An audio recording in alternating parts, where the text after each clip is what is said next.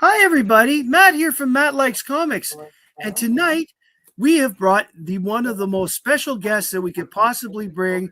We've brought the awesome Robbie Josephs. Robbie, have you got another channel on in the background or something? Yeah. Do you want me to turn it off? Yeah, I think so. It's a little Can you distracting. turn that down? Yeah.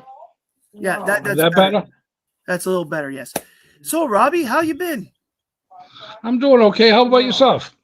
I've been rocking around, doing a lot of work lately. But before we get any farther, Robbie, I have a little surprise for you. Oh, yeah? Somebody out there wanted to come and say hi. Oh, God. What do you got? Nate, Oh, boy. where How'd I have you get been here? hiding? Hey, Robbie. Nate has wanted to join us on this one, so I said sure we'd surprise you. How are you doing? What's going on, Nate? Not much, man. I know you're I gonna bring can't the hear you, fire. buddy. Hello? Hi, I can hear you. Can you hear me? I I think hear Robbie you. can't. Robbie can't Robbie, hear can me. you hear I, Nate? I can't hear him. It's probably that thing where, like, because I joined after, like Hi, what chat. happened with Stevie D. All right. Well, should I have you go out and come back? I'll try. All right. Well, Robbie, while we wait for Nate to come back, let's say hi to everybody who showed up tonight. In the meantime, he really wanted to hang out with you because he wanted to. Must be Hi, K crazy. Munin. Okay, K Munin is getting earlier and earlier to be first. He was here at 12:27 p.m. Hi, K Munin. And then 12:29, we had Lewis from Second Floor Comics come in to be, and he's still second.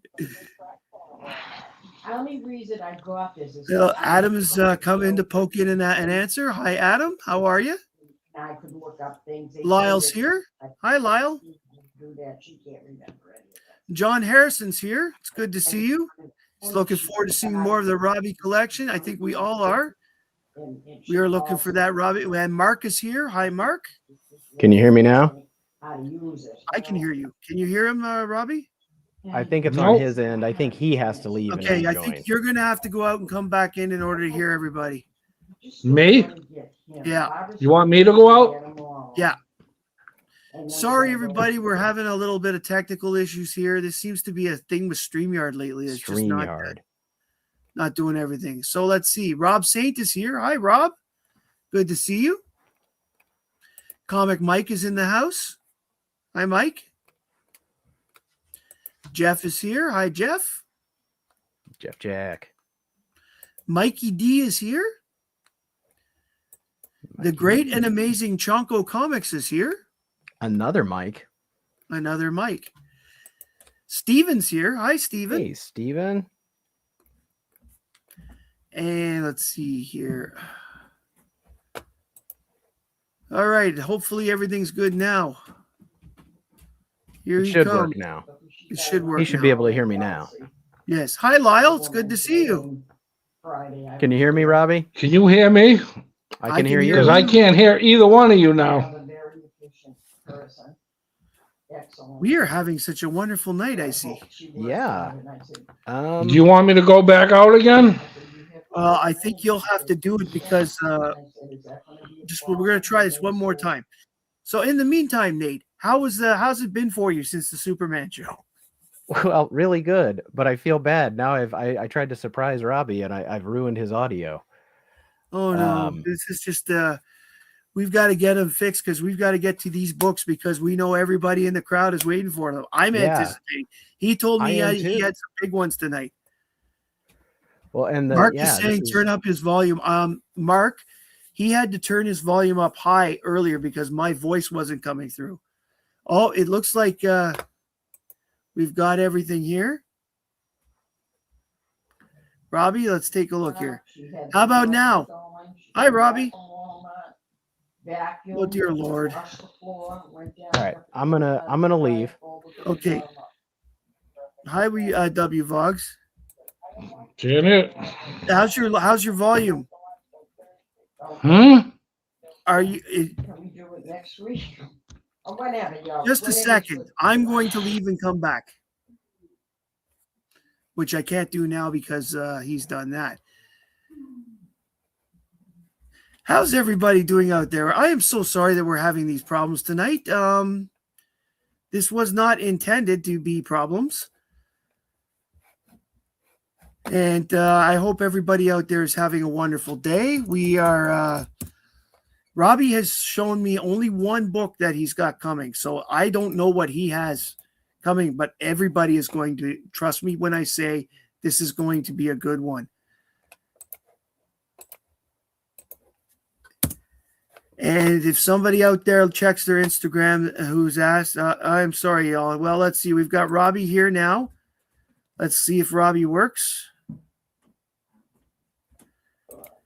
How about now? Can you hear me? I can hear you now. All right. So far, so good. Nate's going to come back. So if Nate is watching, try to come in now. In the meantime, Robbie, why don't we make you big? And you can start showing them great books. Okay. Well, a lot of these books I'm going to show tonight are covers I like. So, but this is showcase number 36 from February of 1962. And it's the first appearance. It's the third appearance of the Atom. Okay, Nate says he's going to stay out so he won't cause any more problems. So we're going to keep going here. First appearance, is that the first Atom or the second? Third, yeah. I knew it wasn't the first. The first is that Plant Master guy, right? Or is that the series? Yeah.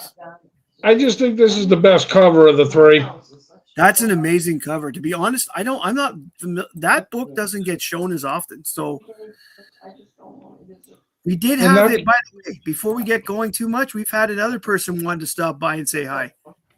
Hi. Can't hear him either. Oh, he can't hear you.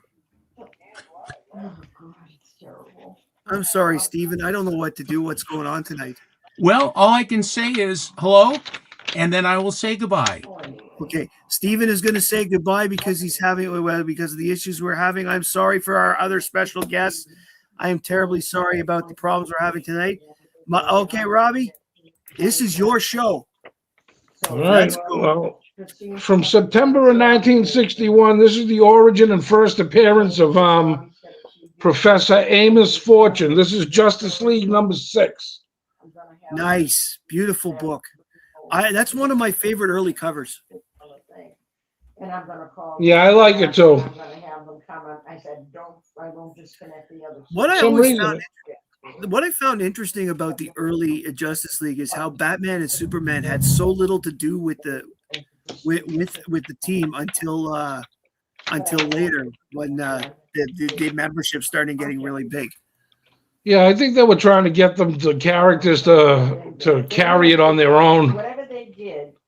It's kind of like the Justice Society too. Superman and Batman were members of that, but they really showed up at that one either. Mm-hmm. Well, the next one I got is one of my favorite. I think he's my favorite Hawkman artist, at least of the Silver Age, from 1964. This is Hawkman number 1. Nice, very nice. Does that one actually label number 1, unlike the Green Lantern one? Yes, it is. Very cool. But I don't think Murphy Anderson got a lot of credit for how good he was. Probably better known as an inker. I find it, yes, but I also find it interesting how Hawkman had 6 showcase books, or Brave and the Bold or Showcase? Yeah, Brave and the Bold. Brave and the Bold appearances before he finally got his thing. I know. Well, I don't know. Everybody's different, I guess. Yeah. Well, I know you're going to like this one because one of your favorites is in here. There is a TV or radio in the background on Robbie's side. It's coming through pretty loud there, Robbie. It's somebody talking on a phone. It's not the TV. Mm-hmm. All right, sorry about that. Here's one you're going to like. It's the first Silver Age appearance of the Justice Society and one of your favorite characters, Vandal Savage. This is Flash number 137 from 1963. Very cool. We did this book on Biggie Shack's channel a few months back, where we reviewed it. It's really cool. Vandal Savage is one of my favorite villains. He's not the favorite, but he's up there. Yeah, he's a tough cookie. Yeah. Well, and sticking with the Flash, from 1961, this is Flash number 120. This is the first team up of Kid Flash and the Flash. Very cool. So this is this first appearance of Kid Flash then? It's the first team up of Kid Flash and the Flash. Oh, very cool. What was his first appearance then? It was a couple of issues before this. Okay, cool. But this is the first time him and the Flash worked together. Very nice. And that's a pretty cool cover, too. I love the big guy. Yeah, he's really cool. He is really awesome. I think you might have a copy of this. I'm not sure, but it's a pretty high-grade copy of this one. This is Brave and the Bold, number 57 from 1965. Origin and first appearance of Metamorpho. Yeah, I don't have that one, but Travis does.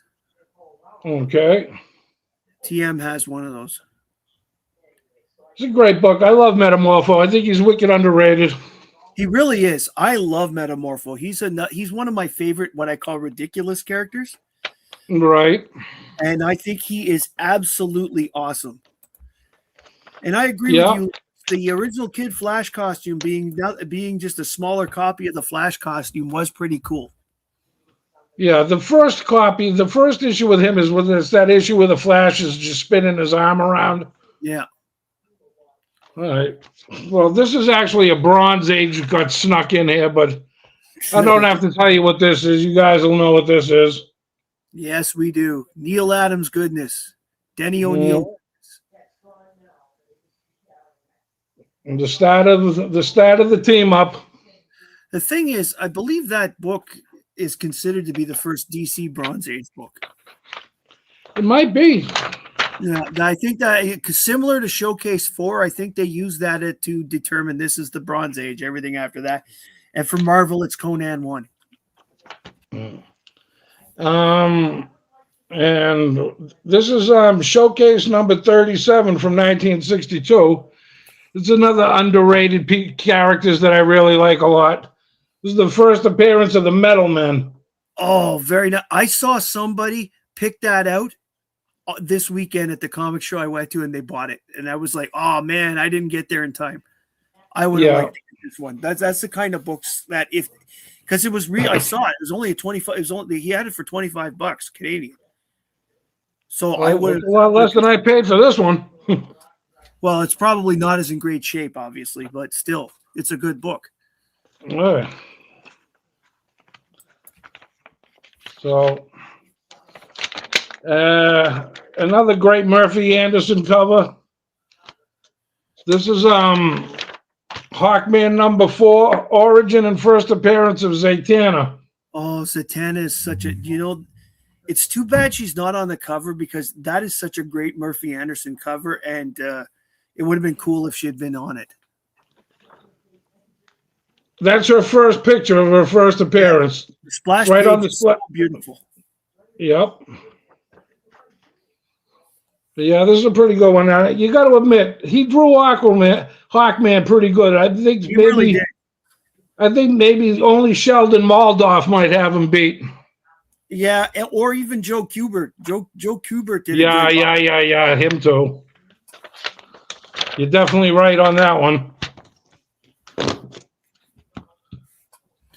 Now, this is from 1966. This is Batman number 181. First appearance of Poison Ivy. And does that one have the insert? Well, I was going to get to that in a second because I was going to point out to your viewers, especially if you're young and you might not know about it, and if you're buying it online, like off of eBay or something, to be, to know that if this isn't in there, you could be paying a lot of money for a book that's worth half the value. Yeah. I'm very happy too. My Parasite, anybody who buys Action Comics 340, the Parasite one, first appearance, it's the same thing. There's a pin-up of Superman in the middle you need to make sure you have. Yeah, I think if this is missing out of this particular book, it's like 50, maybe even 60% of the value. Yes, exactly. And you will get that purple label or that green label, the qualified or whichever the one, right? Right, Yeah, but I'm just saying, like, say you wanted to buy this on eBay and the guy wasn't up and up with you, you could be paying like so much money and you may not even be able to return it, That's true. Jeff Jack, I forgot about that one because I had a Metamorpho 16 years ago that was missing the centerfold as well. So see, for the Marvel books of the 70s, it's the little stamps that you have to watch for. For the DC books of the 60s, it's the pinups. Geez, we're going awful fast there, man. You can slow down. You should slow down. Okay. Or show more books if you like. Well, I have to leave and go get some. Oh. But it's not that far. But, the robot covers of the Golden Age were really popular. And I like a good robot cover. But this is Brave and the Bold number 29, which is a great robot cover. Mm-hmm. And it's the second appearance of the Justice League on top of it. Yes, that is a great cover. Can you see this all right, Matt? Yes, I can. The covers from 1960 to about 1967 and even up to 69 if it's a Neil Adams cover, DC just had great covers. Yeah, I like that robot. He's pretty neat, though. Where is he? Yes. And it's so funny how that's literally only the second time Aquaman's ever been on the cover. Right. I just posted a picture recently I think it's Brave and the Bold 30, his first Silver Age book. And that was like his first solo cover, I believe, in his whole career. Like by himself on the cover. But before I get into the older books, I want to show something that a very amazing person did for me. And I'm going to petition really hard to get the Mona Lisa removed from the Louvre and have this put in its place. This was done by the astounding Adam from Up and Adam Comics. Oh. And this is my Mona Lisa. Oh, that is so nice. That is such a good piece. Mary Marvel's such a great character. But the work that he did on this is unbelievable. If you see this in person, you would faint. Or at least I almost did anyway. Okay. Yes, there we go. Adam just wrote, "Love you, Robbie." I love you too, pal. Well, let's move into the Golden Age. A lot of these are very high grade too.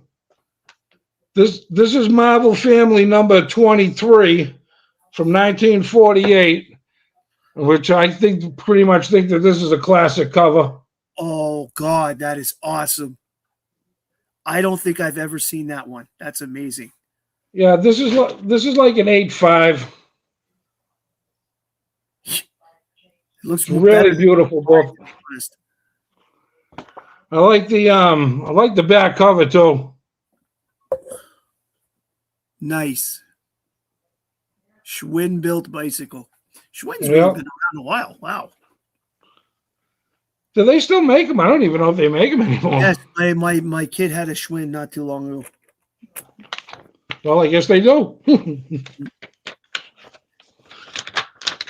Okay.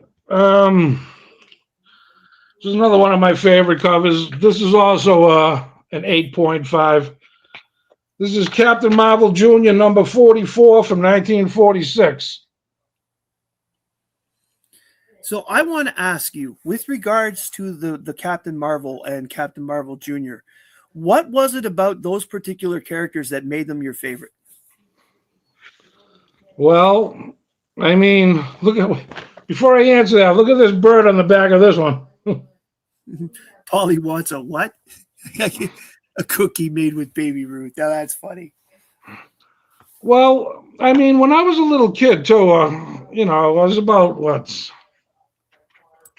7 years old. Shazam came on TV, but I already kind of knew who he was because my father liked him, believe it or not, when he was a kid. But when his comic book came out in like '73, I bought them regularly, and he just fascinated me. It was like the kid turning into the man. Mm-hmm. Which a lot of people have said that was one of the big sellers for the book. There was this kid that could make a shortcut to becoming a man when he needed a little extra help. And I thought that was a cool concept myself. So, and like back in the day, he was basically Superman. A lot of people think he's a ripoff, but in a lot of ways he is, but in a lot of ways he isn't too. well, I mean, the courts decided he was a ripoff, but yeah, I can see how he could not be a ripoff because you've got one guy being an alien, the other one, it's magic, and they don't quite have the same power set because Captain Marvel doesn't have any vision powers or any super hearing. And he wasn't an alien. He was a kid, not a man. Mm-hmm. He was magic. Superman wasn't. The courts eventually sided with him, but I think really was because DC had more money than Fawcett. Yeah, Fawcett was at the point where they were starting to lose a lot of money, yes, in legal fees and stuff like that. But what a lot of people don't realize was that the original owner of not the original owner, but the guy who bought it from the original owner, Harry Donenfeld, was mobbed up. And so he had a lot of money, and he used DC Comics in some ways as a laundering. So, right, like a lot of people don't know that about the company, it's not exactly it's not exactly history they're proud of. But the fact is that Harry Donenfeld was very connected, and so he had the money plus he had access to mob lawyers there were two well-known mob lawyers who were lawyers in that suit on DC's well, side. they sued a lot of characters out of existence before Captain Marvel. Look how long it took them to get him, about 10, 12 years almost. Exactly. But, it was funny how, they could sue other superheroes out of existence. But Submariner came out, and they came up with Aquaman, and they never got in trouble for that. Here's the thing. I mean, my point is that those concepts were different enough that they could have existed. And as far as I'm concerned, Captain Marvel, I think it was more because Captain Marvel started selling more than Superman did. Oh, yeah. And I think, and yes, John is right in terms of the fun for kids. Captain Marvel was a big hit with kids. Superman was a little more rough than Captain Marvel was. So I will be like that. Yeah, but Captain Marvel could hang right with him when it came to everything. Andy didn't have weakness. Yeah. Oh, Lewis, don't worry. I'm very nice to the mob. I'm not saying they're bad or good. I'm just saying that was the facts. Well, next one I'm going to show you is Frankenstein Comics from 1954. This is a very scarce book. Nice. Wonder if Rich has that one. He's a big Frankenstein fan. Rich has a copy of this, but it's the English copy, and I wanted to kind of show it to him. I think Alan has a copy of this as well. Alan does have that book. There's only 22 on the CGC census, so it's very rare. It's a Gerber 7. Mm-hmm. If you know the Gerber index. System, yes, the Gerber system. I'm familiar with it. Next up, from 1946, this is a classic cover. And this is Marvel Family number 6. Nice. I love Dudley. Dudley is hilarious. The Uncle Marvel. He's just a great character. Yeah, I don't think they called him Dudley till the Silver Age. I mean, the Bronze Age. No, but he was Uncle Marvel for the longest time. So Yeah, that's what they basically called him here. But it's a great cover of the three of them. yeah, Well, it and is. him. Mary Marvel. Mary Marvel has such a good look. It's amazing. Yeah, there's some speculation that she was sort of fashioned after Judy Garland. I would believe that she actually does look a lot like her. Now that you say that. Okay. This next one is from February of 47. This is a 9.0 Ohio pedigree copy.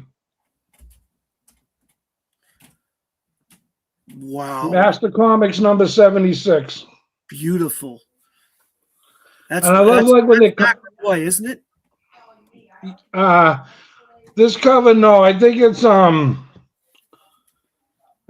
Bud Thompson.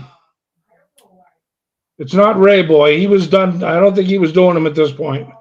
But this one's got Bullet Man and Bullet Girl, Radar, Nyoka. But I like it when they're smashing through the cover. But this time you get like 5 people coming through it.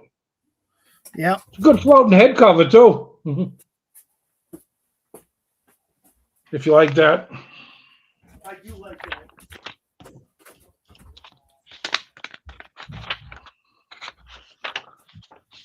All right. Next up, from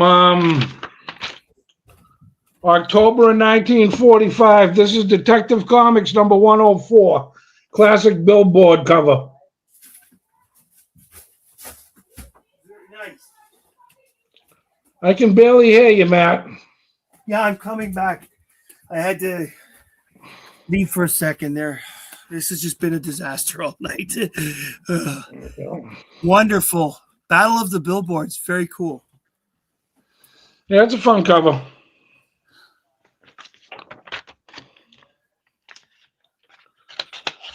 And from May of 1943, this is another classic cover. This is Wiz Comics number 42 from 1943. This is in a 9.0. Wow. Very nice. It's one of my favorite. This is one of my favorite Wiz covers.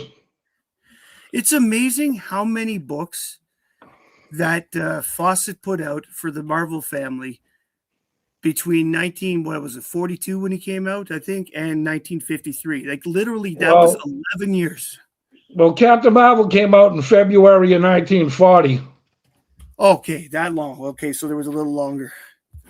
Why did I think 42 then? 42 is actually the first year Mary Marvel came out. Okay, that's where I'm getting confused then. And Junior was 41. You might be thinking of when they started certain titles too. Yeah, that's possible too. I'm not as well versed in Captain Marvel lore as I am DC. So, all right. Well, these next few I want to show you was of my more recent pickups. We're going to start off with Startling Comics number 39 from 1946. And this is an Alex Schomburg cover. This is the 7th highest graded. very nice. Can you see that all right? Yes, I see it perfectly. What a great looking book.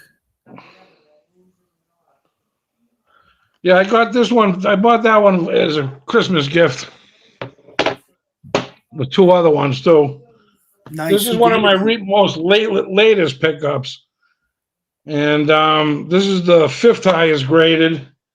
Wiz Comics number 60 from 1944, 9.2.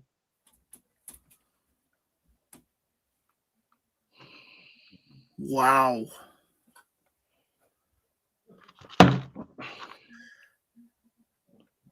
Now, what is it? Is that ticker tape that he's being covered with? Yep. Wow, that's amazing. See, I'm getting a lot of glare off of the screen, so it's like I'm trying to find a place to put it. Well, that happens at times. And you know, it's funny. I got a play button with an arrow in front of me, which wasn't there before. This next one is I've been wanting for you to see this one. This is the third highest graded copy of this, and it comes from the Richard Anderson collection, which is what I call a pedigree light. And this is Adventure Comics number 135 from 1948. Whoa. I know that cover. That is one of the funnest covers from the Superboy era with the elephant. Just them. Yeah, that's why I got it. It was just tugging at my heart. What a beauty. What a beautiful book. I love that one so much. And it's got a nice Christmas back cover, too. Yeah, so I'm guessing that's what, February? Cover date? February? It's December of 48. Wow, then they really put the Christmas ones early. Impressive. Yeah. Well, I mean, it is December dated, even though it was probably out a couple of months earlier. You know, all of the early Adventure Comics Superboy stories I've read, like the ones from like about 100 to 150, they're just such cute little, fun little stories. You know, just a child with superpowers. That circus cover right there shows what they were going for. It was so cool. Yeah, I was debating on that one, where he's an earlier one where he was flipping burgers. But I went with the elephant because the elephant just grabbed me. Yeah, no, that's a great one. Well, next up is Captain Marvel Avengers number 14 from 1942. This is a Davis Crippen pedigree copy.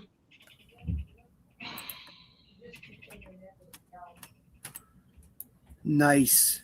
I love that swats the Japs. You can tell it's World War II, all right. Yeah, look at the back cover. Oh, that's nice. That is some very sharp photograph. That's the Marines, I'm guessing, eh? Yep. Next up here, we have Blue Beetle number 38 from the summer of 1945. This is the second highest graded copy, 9.2 white pages from Fox Feature Syndicates. Nice. Blue Beetle's another character that, you know, in the 1940s was more popular than he is today. He had his own radio show, I believe, at one point. If you look at the bottom, it says your favorite pinup. So he's supposed to be like, he must have been for the wax and the waves and all those ones. If he's the pinup, it's usually the other way around. Or for the children, because the kids, you know, boys, they put up their idols. You know how many Mickey Mantle posters were hung over the years. Yeah. Well, next up is Submariner Comics number 39 from 1955. Namora makes an appearance, and it's the Submariner fighting communists. Very cool. So, fighting communists. So that's the 50s one. Nice. Yeah, I think this is like the third to last issue of the Golden Age run. Nice. But if you notice the way the Submariner is drawn here, it's actually almost kind of like the Silver Age version. It really is, yes. Is that he doesn't have that triangle head. He's more like in the physique and the you know, like the trunks more greenish. You know, I think he actually looks better here than he did in them early Fantastic Four ones, you know? Yeah, well, I mean, they made him into a bum in the first appearance, right? They found him on the street. Yeah, Johnny Storm did.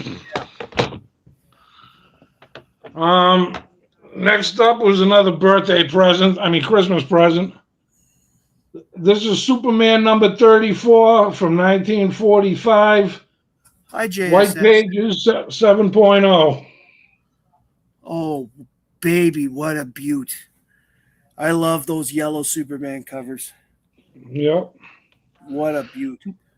My sister Jennifer, she wanted me to show you the back of this book because it's something kind of amusing. it's an ever-ready battery commercial.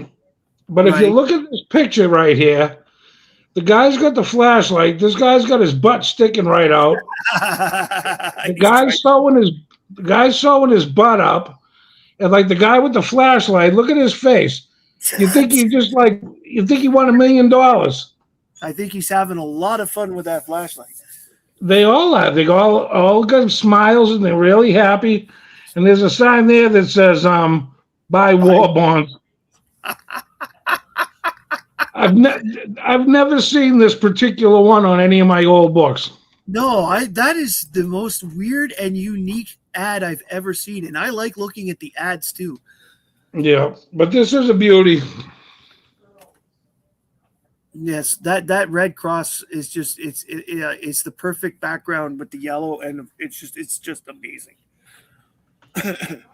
Those are the types of books I wish I could get my hands on.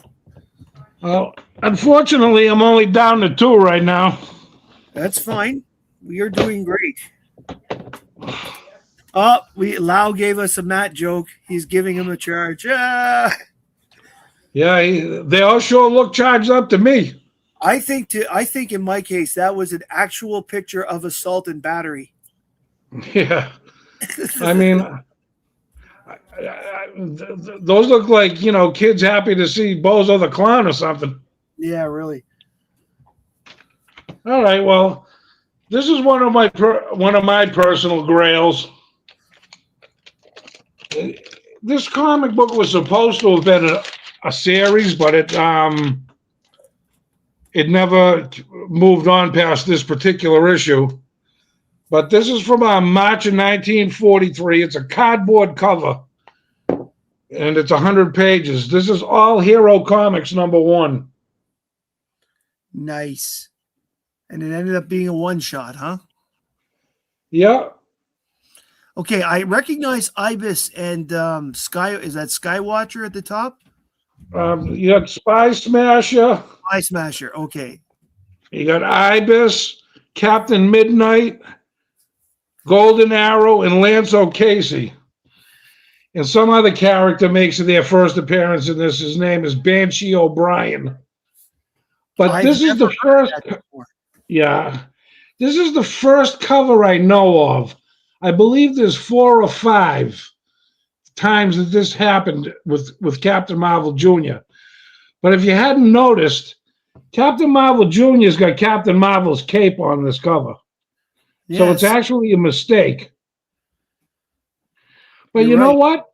It looks pretty good still, even with that color cape. Yeah, you're right. It does look pretty good.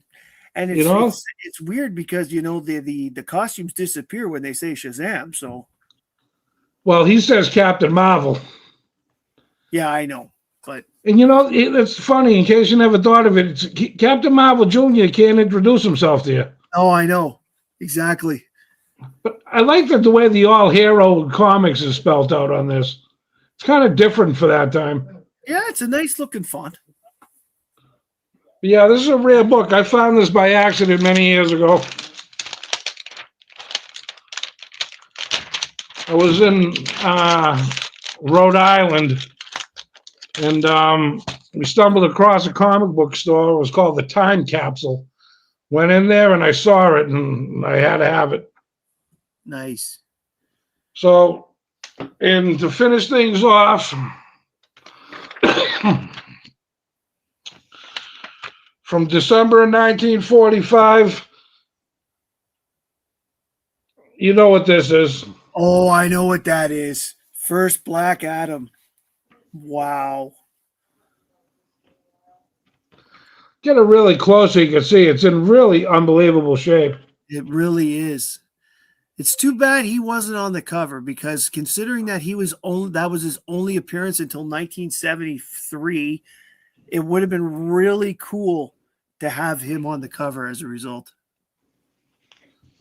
The back cover is pretty neat too. It's got them all on the back cover too.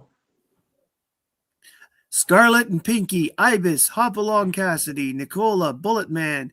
It didn't say Bullet Girl. Wow. Phantom Eagle, Commando Yank, Captain Midnight, Hoppy the Marvel Bunny. Mm-hmm. I just recorded a video There is a comic book in this video where Hoppy the Marvel Bunny is in it. I love him. He's hilarious. I actually posted. So Yeah, I posted a copy recently of a Power of Shazam issue where he made his first appearance since the Golden Age in that. And Captain Marvel's pulling him out of a hat. If you want, I'll send you the picture. I can send it to you so you can get a laugh out of it. awesome. I love anything for a laugh. Robbie, I'm really glad you came on tonight. Those books, I'm glad you hid them from me and that I got a chance to see them today. They are beautiful, beautiful books. And I'm only hoping that the next time I have you on, we'll have some even more fun. I want to ask you a question. Did you like the Silver Age ones or the Golden Age ones better? Well, to be honest, I liked the Golden Age ones because the vast majority, I do like Captain Marvel a lot. My problem is that, Captain Marvel is very hard for us here. Golden Age books in Canada in general are hard to get because for the longest time they were barred from Canada during the war, right? So those books weren't even coming here. And people didn't collect, right, until like the 60s, really. So yeah, but they can try to put together a Shazam series. Well, I do have some of the recent ones. Like I have a lot of the like the stuff that's been out in the last few years. I have some of that, but the old beginning ones, I only own one book, and it's that Captain Marvel 34 that Choco had sent me. Is it still up here, or did I file her? Probably filed now. And that is cool. But I mean, like those books, it took a long time for Canada to start getting, collectors bringing them back, bringing them into the country. So at every show I go to now, I see one or two of them, but a lot of them are overpriced here. The guys are overpricing them because they say, well, the demand exists for it. People will pay the extra because it's so hard to get Captain Marvel books in Canada. God bless God bless. Sorry, go ahead. No, I was going to say, God bless Rich, because he sent me a message the other day. He was at his comic book store, and they had a little rack of all Captain Marvel related stuff, and he was asking me if I needed any of them, but I didn't. But it was just I was very like kind of touched that he would do that for me. Yeah, no, actually, he was telling me about that the other night that he saw the books that he was talking to you. He actually mentioned that. I did forget that Captain Marvel did get himself. He was on some of those Canadian whites that they printed in the wartime. I mean, Lyle has one of them. What about the set? Would you consider going after like the 70s Shazam run? That would be an easy one. I have the 70s Shazam run in show like this kind of format. Like okay.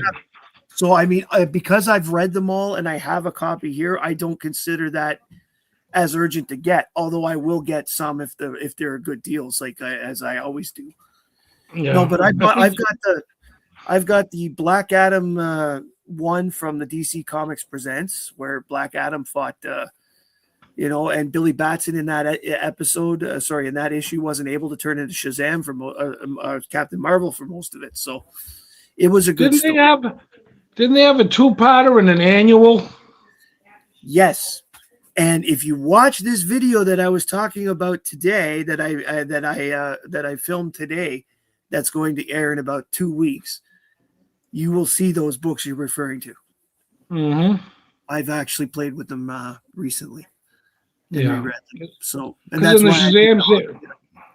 Yeah, in the Shazam series, obviously Superman's on the first cover, and one of maybe in the 20s, he fights Superman's on another cover, but he's actually a robot. Mm-hmm. It's not Superman, but I knew you like Superman, so yeah, no, they're very cool.